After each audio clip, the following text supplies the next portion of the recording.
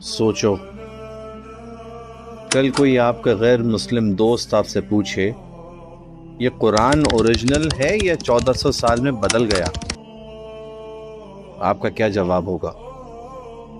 بہت لوگ یہ سوال سن کے رک جاتے ہیں، کچھ خاموش ہو جاتے ہیں، کچھ غصے میں آ جاتے ہیں،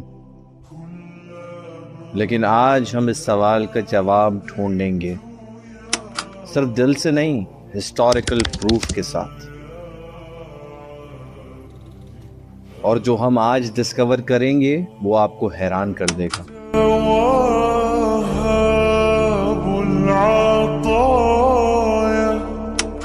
سب سے پہلے قرآن خود ایک بولڈ کلیم کرتا ہے، بے شک ہم نے اس ذکر کو نازل کیا اور ہم ہی اس کی حفاظت کرنے والے ہیں۔ سبحان اللہ۔ یہ صرف ایک سٹیٹمنٹ نہیں، یہ ایک چیلنج ہے پوری ہسٹری کے لیے اور آنے والی دنیا کے لیے۔ سوچئے، دنیا کی کوئی بھی کتاب، بائبل، تورات، ویداس، ان میں سے کسی نے یہ کلیم نہیں کیا، صرف قرآن نے یہ کہا، اور پھر 1400 سال گزر گئے، امپائرز آئیں گئیں، مٹی میں مل گئیں، لیکن یہ کتاب ویسی کی ویسی۔ الحمدللہ۔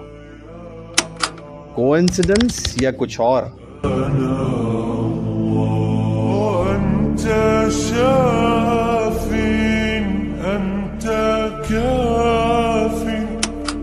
آج دنیا میں ملینز لوگ ہیں جو پورا قرآن ورڈ بائی ورڈ یاد رکھتے ہیں، ہم انہیں حافظ کہتے ہیں۔ ایک بچہ پاکستان میں، ایک افریقہ میں، ایک انڈونیشیا میں، ایک سعودی عربیہ میں، سب ایک ہی لفظ پر رکتے ہیں، ایک ہی جگہ، ایک ہی وقفے پر۔ لیکن آپ جانتے ہیں جو چیز سچ میں امیزنگ ہے، یہ سسٹم آج کا نہیں، یہ ڈائریکٹلی نبی کریم صلی اللہ علیہ وسلم کے زمانے سے چلا آ رہا ہے۔ ہر رمضان میں قرآن ریوائز ہوتا تھا اور آخری رمضان میں 2 دفعہ کمپلیٹ کیا گیا۔ آج اگر ساری پرنٹڈ قرآن ختم ہو جائیں، معاذ اللہ، یہ لوگ کل صبح پورا قرآن واپس لکھ دیں گے۔ الحمدللہ۔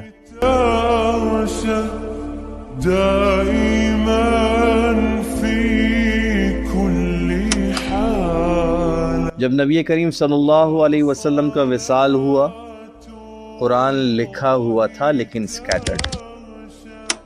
پھر جنگ یمامہ ہوئی، 70 سے زیادہ حفاظ شہید ہو گئے۔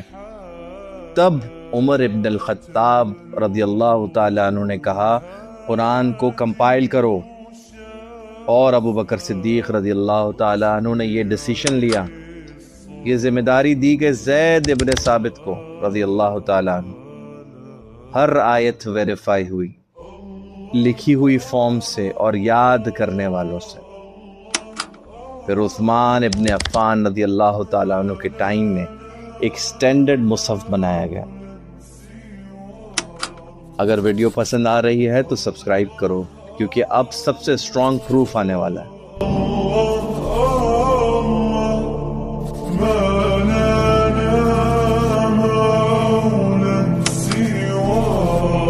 اب آتے ہیں ہسٹوریکل پروف پر۔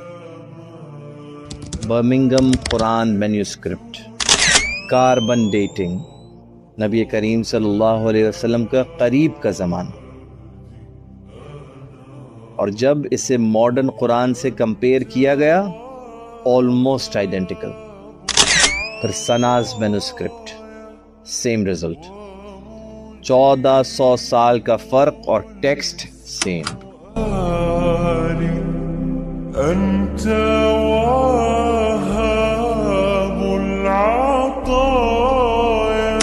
اور یہ آخری چیز، سعودی عربیہ جاؤ، پاکستان جاؤ، انڈونیشیا جاؤ، نائجیریا جاؤ، عربک ٹیکسٹ سیم ہے۔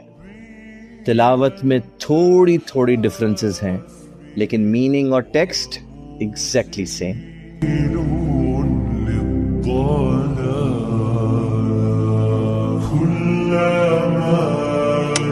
تو اب سوچو، ایک کتاب جو دلوں میں ہے، جس کے مینوسکرپٹس گلوبلی سیم ہیں، یہ کیا صرف ہیومن ایفرٹ ہے یا کوئی ڈیوائن سسٹم؟